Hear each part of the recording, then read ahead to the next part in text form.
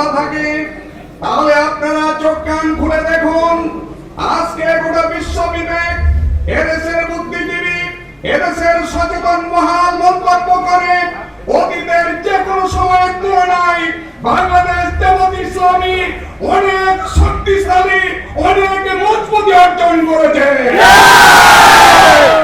পরিষ্কার বলে দিতে চাই, ইসলামের ইতিহাস প্রমাণ করে জেলে পুরে, নির্যাতন করে, অত্যাচার করে, গুলি চালিয়ে, ফাঁসি দিয়ে অতীতে কোনদিন ইসলামী আন্দোলনের গতিকে কেউ স্তব্ধ করে দিতে পারে না। বাংলাদেশে জামাত ইসলামী ছিল, আছে এবং থাকবে। আমরা ভালো করে জানি আমাদের আন্দোলন রাসূলুল্লাহ সাল্লাল্লাহু আলাইহি ওয়াসাল্লামের আন্দোলনের ধারাবাহিকতা। রাসূলকে জেলখানায় যেতে হয়েছে, রাসূলকে নির্যাতিত হতে হয়েছে, মাথা ফাটা দিতে হয়েছে, সাহাবায়ে কেরাম নির্যাতিত হয়েছেন। আমরা এগুলা জেনে শুনে পরবর্তী বছর বারবার আমরা জেলখানায় গিয়েছি, আবার বের হয়ে জনগণের কাছে দেখেছি আমাদের উপর অত্যাচার করা হয়েছে, তারপরেও রাজপথে দেখেছি।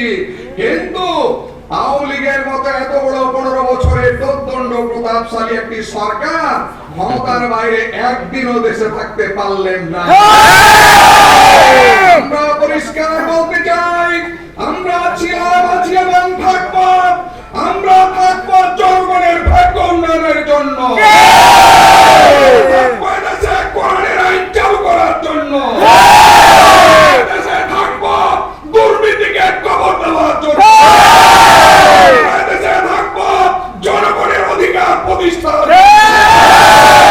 ইসলামের ইতিহাস প্রমাণ করে নির্যাতিত নিপীড়িত মানবতা মুক্তি পেয়েছিল একমাত্র কোরআন সুন্নাহর আইনের শাসনের মাধ্যমে। এর মাধ্যমে আমরাও সেই কোরআন এবং সুন্নাহ প্রতিষ্ঠার মাধ্যমেই জনগণের ভাগ্য ফেরাতে চাই। সম্মানিত সুধী মণ্ডলী, কর্মী ভাইরা আমার, চাঁপাইনবাবগঞ্জবাসী, আপনাদের বলতে চাই, আমাদের বারবার বলেছে এরা সন্ত্রাসী, এরা অস্ত্রবাজ। আমরা বলতে চাই, ইসলামী ছাত্র শিবির জামাত ইসলামীর আমরা চ্যালেঞ্জ করছি, নেশা মাদক তো দূরের কথা, জামাত ইসলামের একজন কর্মী, শিবিরের একজন কর্মী সিগারেট বিড়ি পর্যন্ত খায় না। জামাত ইসলামী ছাত্র শিবিরের একজন কর্মী ও লক্ষ লক্ষ কর্মীর মধ্যে বেনামাজি আপনারা দেখাতে পারবেন না।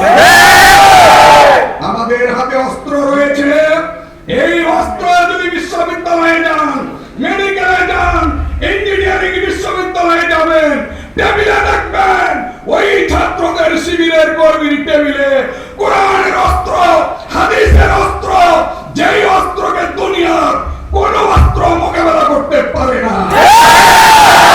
সম্মানিত ভাইরা আমার, এই চাঁপাইনবাবগঞ্জ কোরআনের মর্যাদা রক্ষার জন্য জীবন দিয়েছে।